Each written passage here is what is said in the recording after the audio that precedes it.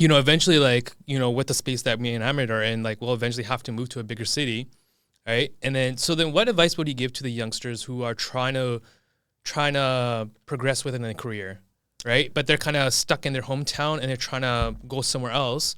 But now that with all the expenses and stuff, the cost of living, how would you really, go about with that?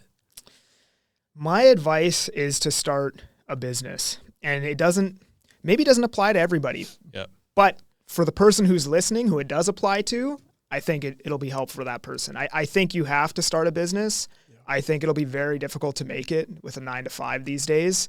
Yeah. And, like you guys know, you started a podcast, right? Like we live in it's very difficult to be average now, right? Yeah. Like if you're a baby boomer, you could work a 9-to-5 and have everything. You could have a brand new current model car. You could have a detached house and a nice metropolitan city. You could have 2 kids.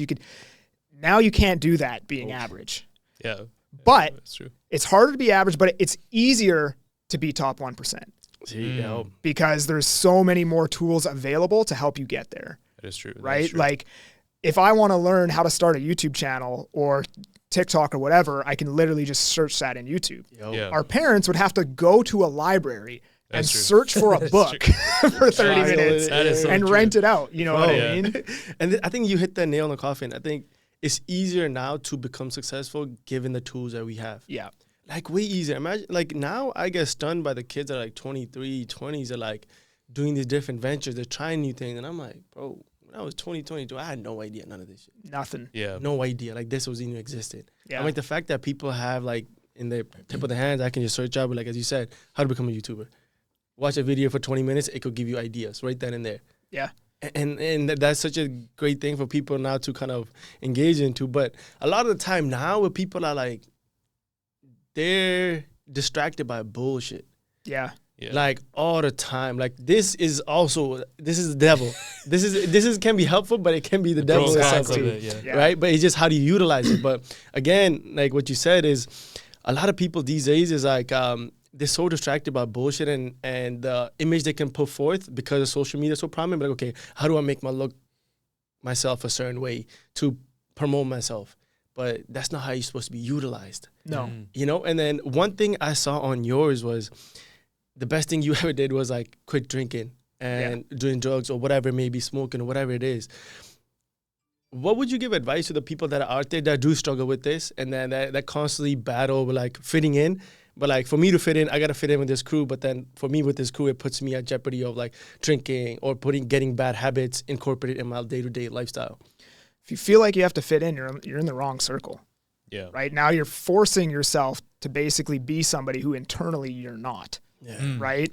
So it's like, if you feel like, oh, well, if I stop drinking, my friends won't hang out with you. Just that thought is already like, crazy. You know what I mean? Like that means internally you don't want to do it anymore. Yeah. And you're just doing it to fit in. Right. And if you just stop doing it, it takes time, but eventually you'll find the people you connect with. And, it took like, I hustled for probably 3 years without any like close friends, you know what I mean? But then eventually you find your circle of people you connect with, right? That like to do all the same things that you like to do, right? And I mean, I personally think that quitting drinking, smoking, all that stuff will make your life infinitely better. Some people are like, oh yeah, you can do it in moderation.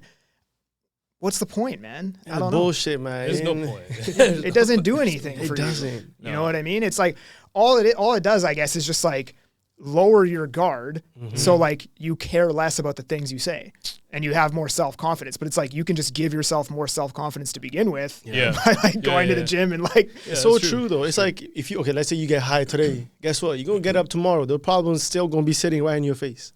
Yeah. They didn't disappear. No. Yeah, that's true. Right? So, I mean, that's the advice I give to every new realtor is like, dude, if you just like, the problem is everybody's already, like, just like you said, there's so many distractions and all this bullshit, right? Yeah. If you just remove all of the bullshit, there's no bullshit left, right? Like all there is to do is the stuff that actually progresses your life forward, right? So like simple things like scrolling through your phone, drinking, smoking weed, all this stuff is just bullshit. And if you remove it, you're already a successful person. It's just all the things you know you shouldn't be doing that you're consistently doing is like impeding you from being the successful person that you already are, right? That's the thing is like not a lot of people are willing to let that go. No. Because then their fear is like, oh, I'm going to be left alone. I'm not going to have that circle again.